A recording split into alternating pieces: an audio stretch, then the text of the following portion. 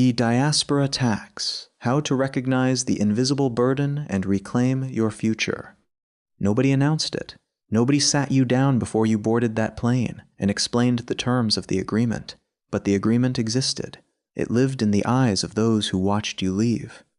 In your mother's prayers, in your father's quiet pride, in the collective hope of the extended family, the neighborhood, the village, all of whom understood your departure as a shared promise.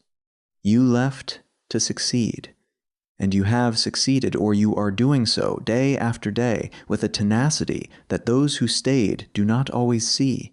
But something happened that nobody quite anticipated. Your success became a resource that others learned to extract, often with love, sometimes with calculation, almost always without truly understanding what it costs you. This article is for you, for the diaspora member who loves their people deeply and yet finds themselves having to choose between honoring their family and building their own future. For the one who has learned to dread certain phone calls. For those who send money home smiling while quietly worrying about their own finances. What you are living has a name.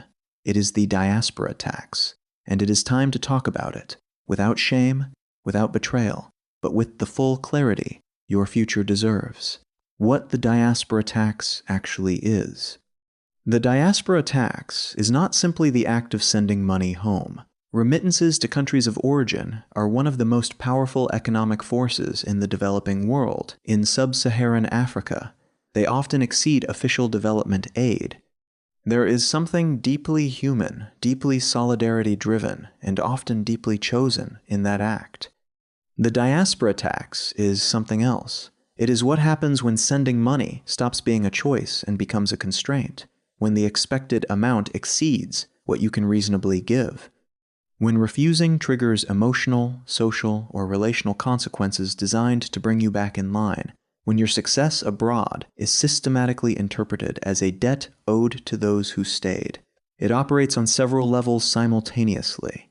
There is the financial tax, the money itself, monthly transfers, plane tickets paid for relatives, family ceremonies funded from a distance, medical emergencies, school fees, home renovations, debts settled. There is the emotional tax, the guilt, the anxiety, the permanent hypervigilance toward your phone, the fear of reading a family message because you already know what it might contain.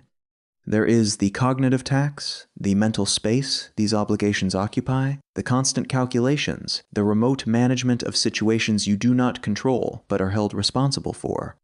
And there is the identity tax, the feeling that refusing to pay means you have changed, that you have been westernized, that you have forgotten where you come from, that you are betraying your people. Together, these four levels constitute a levy that appears on no bank statement but weighs on everything.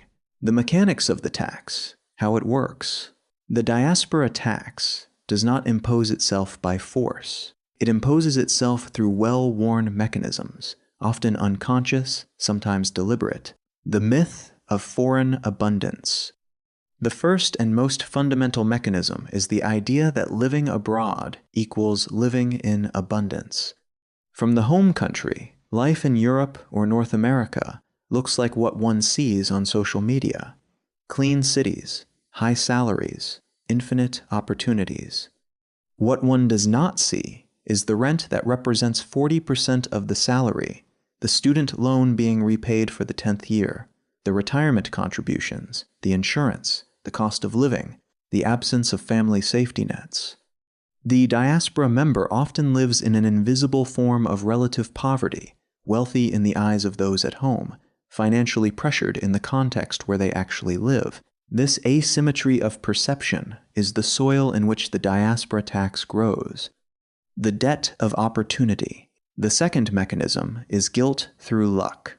You were able to leave, others were not. Implicitly, and sometimes explicitly, this means you owe them something. Luck becomes debt. Opportunity becomes obligation. This reasoning ignores everything you risked to seize that opportunity, everything you built through your own work, and everything you continue to sacrifice daily to maintain your position.